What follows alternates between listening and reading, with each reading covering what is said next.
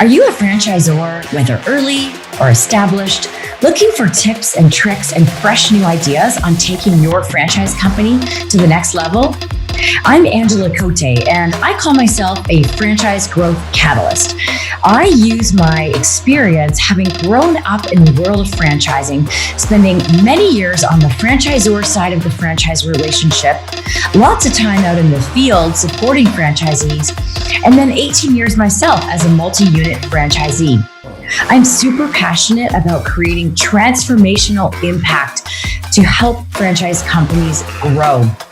If you are looking for ideas, we talk about anything from franchisee recruitment, how to find the best franchisees that are going to be the top performers in your brand, to how to support them to really optimize their output. We are more than open to hearing ideas and questions and suggestions. So reach out to me at angela@angelacote.com. Alrighty, let's get started with the Franchise Growth Catalyst podcast. Hello, folks. Angela Cote back with another episode of the Franchise Growth Catalyst podcast, the podcast where franchisors can find unconventional yet practical advice on how to improve franchisee profitability, create exponential growth, and of course, make franchising fun. Now, before we get started, I have to say, woo, what a week. It was like the roundtable week. I think I hosted 3 or 4 roundtables this week. And all I can say is how much fun it is to be able to bring franchisors together and to hear what they're working on, hear their wins, hear their challenges, and really just hear all the things that are coming from these nuggets of wisdom that come from the collective wisdom of the group.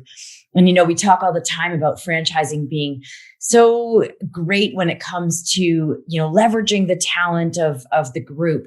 And so I love being able to do that when it comes to the franchisors. It's not just for franchisees. We can also get together as franchisors and learn from each other. So if you haven't checked out any of my roundtables, let me know, reach out. We've got a weekly roundtable for franchisors of all stages. And we've got some special emerging franchisor roundtables. And we've recently launched some special different types of roundtables like marketing franchise roundtables and small business / franchisee roundtables. So I guess this is really becoming a thing. But anyway, for today's episode, we are going to talk about the elements of great field coaching that are most impactful with franchisees. And the reason I wanted to bring this topic up is because actually it was a suggestion by a friend of ours at Angela Cote Inc., Bob Lang from Blue Moon Estate Sales. And so he had suggested this topic, and I think it's a great one. And so I kind of brainstormed real quick. If you know me, I don't overthink anything or because analysis leads to paralysis.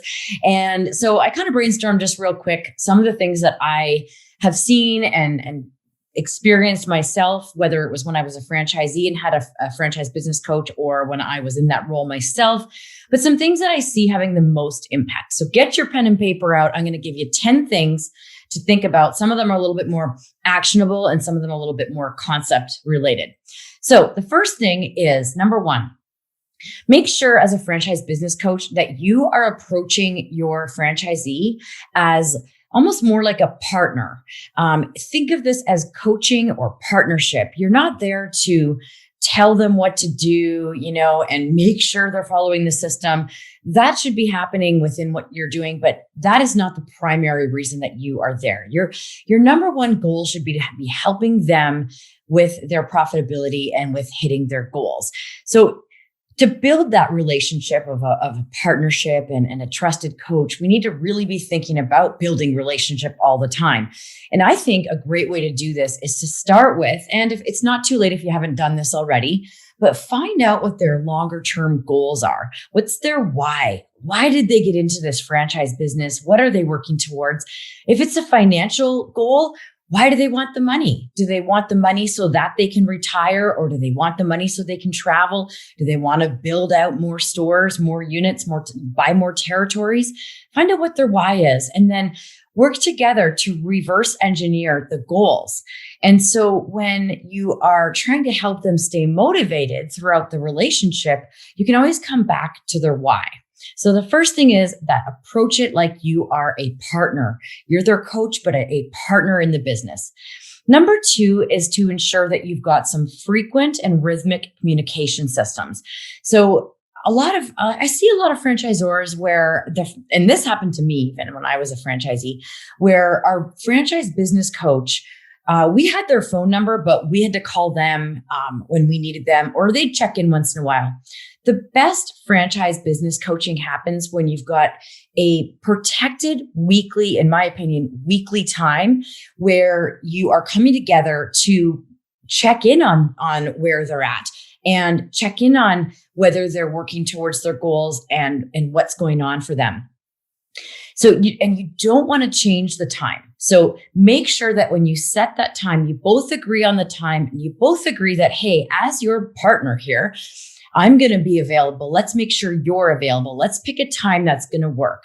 And as the franchise business coach, if you ever change it, you're setting a precedent that it's not that important, that it's okay to change. So I would really encourage you to not change that time, to protect it and talk about it as protected time. And you could even, if you want to have a little fun, you could even do like a little kind of challenge with them that, like, if they make it to every session for the full quarter, you'll take them out for dinner or something, or you'll send them a gift card or whatever. You can have a little fun with it.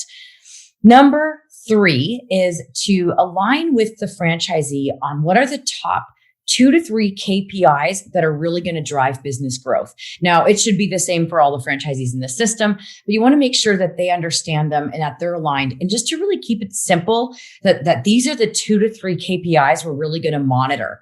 So you've probably heard of the KISS rule, keep it simple, stupid. Let's remember that rule when it comes to working with KPIs with our franchisee. Number 4 is that we want to be always working on building trust and being authentic. And if you ask me, how do you be authentic? I was trying to think of how I can describe this. And I think it just came up with a couple of ways I can say this. And one of them is to be vulnerable and admit your mistakes when you make them and own them. So you're role modeling that it's acceptable to make mistakes, and it's acceptable, and I'm going to own them. And I'm going to work, to not make that mistake again. But by doing that, you inspire them to feel the same and you show authenticity. And then also in terms of authenticity, speak like a human. The worst franchise business coach is the one that shows up and acts all stuffy and, professional. And what I used to see when I was a franchisee is that this would happen because the franchise business coach was often more junior, and they were kind of trying to prove themselves. And if they would have just let down their guard a little bit and shown some authenticity with us, we probably would have believed them more and really trusted them more. So be careful that you're not trying too hard to be, have seniority or authority over the franchisees. It's just not going to work. Number 5, this one's one of my favorites, monitor their mindset. So I really firmly believe that in business, success is dependent on mindset, and that mindset is everything. So when you get on a call with them, whether it's your protected weekly time or they call you because they've got an emergency problem, or you're just checking in or whatever, always be aware of their mindset. So if they seem a little bit off and you start to try to talk about KPIs, good luck getting their attention and buy-in. And I've even had this happen with my franchisor clients, where I've gotten on a call with them to work with them on their strategic growth, and I can tell they're off. And we could just power through and, I could try to provide that value in that way. But where I've seen a lot of value come is from identifying that, hey, Scott, you seem a little bit off right now. Or are you okay? Like you seem a little worn out today, or it seems like there's something on your mind. Is there anything I can help you with? Or do you just need to talk anything out? The best franchise business coaches have even helped people with Things like sorting out, problems that they're having if they're in their personal lives even. So don't be afraid to go there and just be authentic, and don't pretend you know everything, but just even being somebody to listen. And when I say listen, that's listen to their personal challenges if that's what they need, or maybe it's listen to their venting or whatever it is, but really being aware of their mindset. And when you do see that it is kind of off, again, see if you can tactfully find out why without being awkward or uncomfortable about it. And then potentially you can help them remember their why, help them remember their longer term goal, and tie back, the work that they're doing and how it's relating to them achieving their longer term goal and getting closer to their why. So that is one of my favorites, the mindset to keep an eye on. And one of the things that I see getting missed the most, I really see a lot of times where people are just all about the technical skills and sort of the task list with franchisees, but take that time to monitor their mindset. Number 6, honor the individual. Recognize that each person is going to be different in the way that they're going to be comfortable and effective at growing their business. And I will just say on a side note, I was asked to go on a panel for the IFA a couple of years ago. And the topic was individualized support for franchisees, or something. I can't remember the exact title. It was something like customizing your field support. And it's a funny one because in a franchise, we're always trying to systemize and make things efficient. And if we stop and think we're going to customize, that sounds like more work. However, as I said earlier, one of the number one things we need to be thinking about is how to help our franchisees be profitable and hit their goals. And so we want to work with them on what works best for them. It's like kids or even adults. When it comes to learning, we're all different. So when it comes to the KPIs that they need to hit in order to achieve their quarterly or annual or 3 or 5 or 10-year goals, we want to make sure that we're helping them with the action steps, or sometimes called lead indicators. So the steps that they need to take to hit those KPIs. And we need to recognize that there's certain things that some people are going to be good at and some aren't. For example, for me, I really enjoy making videos and creating podcasts and that kind of thing. But if someone doesn't like that and you try to tell them to do that, they're never going to actually do it. For example, a franchisee hates networking, and that is one of the better ways to grow your business as a franchisee, but you hate networking. Well, the franchise business coach needs to recognize that and do one of two things. One is potentially maybe find out if you can support the franchisee and help them with some strategies on how to make networking more effective and less intimidating. Maybe help them with some opener lines, or, just tips for how to handle networking events. Or number 2 is to help them see or find a different thing. Like if they're never going to do the networking, stop trying to force it. Stop trying to force a square peg in a round hole. I think I got that expression right. And stop trying to make them do something they're never going to do. So I would rather, if we knew networking was like the golden ticket to growing the business, but that the second best thing would be, say, making phone calls to past clients, and it's not quite as effective for whatever reason. This is kind of arbitrary. I'm just making this up, but I would rather them spend the time on the secondary thing rather than not doing the first thing. I am a big believer, as you've maybe heard me say before, that doing something is better than nothing, and action equals growth. So if they're not going to take action on something, just eventually I'd say let it go. If you can't coach them to do that thing, stop pushing it and let them do something that they're actually going to do, as long as it falls within brand standards, of course. So that is the 6th thing, is to really honor the individual. Number 7 is to provide collaborative opportunities. And the best thing to do is involve them in that. And so what I mean by that is setting up things like peer groups or achievement teams, but having them facilitate. Or one of my clients, I had been running an interactive success workshop, and we were just finding that it seemed like we needed some change, something needed to happen to sort of bring the franchisees kind of get their interest more sparked up on kind of helping each other and actually collaborating, like not just showing up to hear me talk. And so we shifted and put it out there to one of the franchisees to step up and lead one of these workshops. And they're just basically casual roundtables.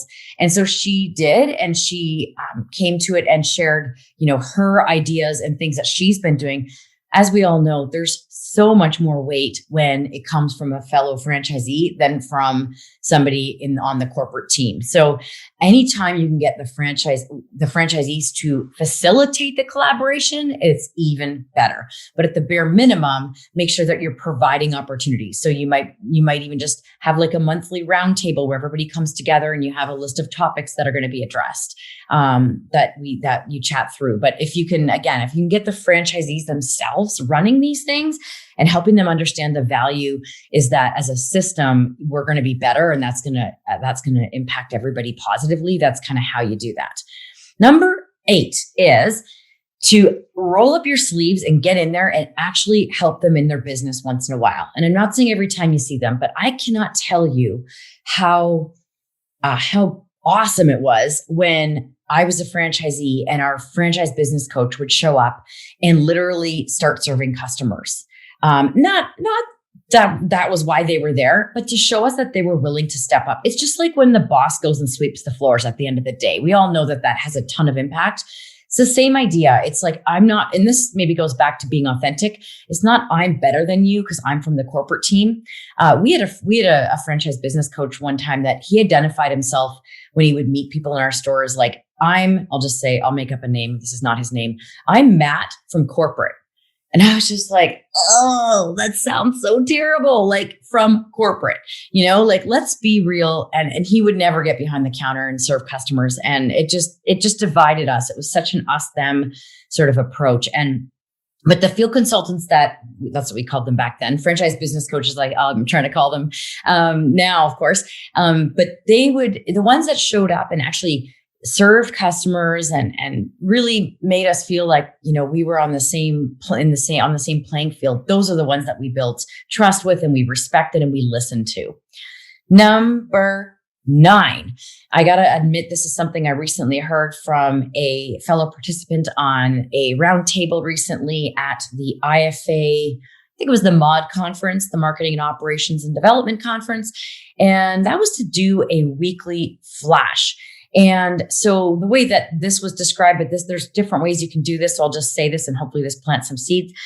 But the way that they do it is they send an email out and it has 1 or 2 of the kind of key points of the week that, if I got this right, that may have gotten missed. So, there's so many different ways that we communicate with franchisees from the corporate office, and they might miss things. I remember as a franchisee, like there's just so much coming at you. And so they might miss something. So this company recommendation was they do a weekly flash, which has like a highlight of just 1 or 2 of the key things that are going on that the franchisee needs to know. So it really simplifies and keeps it easy for the franchisee. Now they should be reading and, following up on all those other things, but at least it brings attention to what's sort of critical that week. Okay, are you ready? We're at number 10. Number 10 is surprise and delight. And what I mean by this is going above and beyond. And so that would be something like, if the franchisee that they just had a baby, or something exciting happened in their life, send them a text message, or even send them a handwritten card in the mail. So, surprise and delight. I guess even just showing up and jumping in and working with them, like I said, serving customers or whatever, that could be surprising and delighting. Unexpected little surprises, finding out, what's their favorite what coffee and what do they like in it, and then showing up and having that for them. Now, it's a little tougher these days. We're not doing as many in-person visits, but there's lots of ways you can do this kind of thing by sending them something in the mail, ordering them maybe some food for during your meeting, just things that every now and then you go above and beyond and surprise and delight. This will help create again, build relationship and trust and create loyalty and create buy-in. And actually on that note, on the whole, doing all of these things are what's going to create buy-in. So I'm going to do my best to do a quick summary of the 10 things, but stay tuned because I'm going to give you a really cool bonus suggestion after I go through these 10 things. So the first thing is to approach the relationship like a partnership and coach. Number 2 is a frequent rhythmic communication system. So ideally like a weekly protected time that you get on a call in addition to them reaching out when they need you. Number 3 is aligning on the top 2 to 3 KPIs in a way to monitor them. Number 4 is to always be concerned with building trust and being authentic. Number 5 is to monitor their mindset. Number 6 is to honor the individual and customize what you're doing what you're having them do to make sense for them. Number 7 is to provide collaborative opportunities like peer groups and achievement teams, roundtables, whatever works best for your system. Number 8, roll up your sleeves. Number 9 is the weekly flash. And number 10 is surprise and delight. Now, I'm going to tell you the bonus in just one sec, but I'm trying to leave you hanging a little bit here, get the suspense building. I would love to know which of those things stood out the most for you, whether it's something you already do and are glad to hear, or you learned something new. It would mean so much to me for you to, if you're seeing this on social media, to write a little message in the comments to tell me, or if it's on YouTube or wherever you're seeing this, to let me know. It means so much to me and helps me understand best what is providing the most value and getting to know just my listeners. So please let me know which one of those things stood out the most for you. And here we go with the bonus. This is a little bonus idea, and I'm not going to go deep on this, but one idea to help motivate your franchise business coach to really build this great relationship and go above and beyond is to incentivize them based on some kind of KPI of the franchisee. So when I talked about partnering, this is true partnering. If the franchise business coach has some kind of an incentive based on the performance of their franchisees. So that is my bonus tip for you. Now, if you liked this episode, I would absolutely be thrilled if not only would you share which point of these 10 or more than one, if possible, resonated the most, but also for you to subscribe to my podcast and be sure to tell your friends. And keep in mind that we do have roundtables of all different shapes and sizes at Angela Cote Inc. and that we would love to have you. So reach out and let me know about that if you're interested in that. And in the meantime, go be awesome.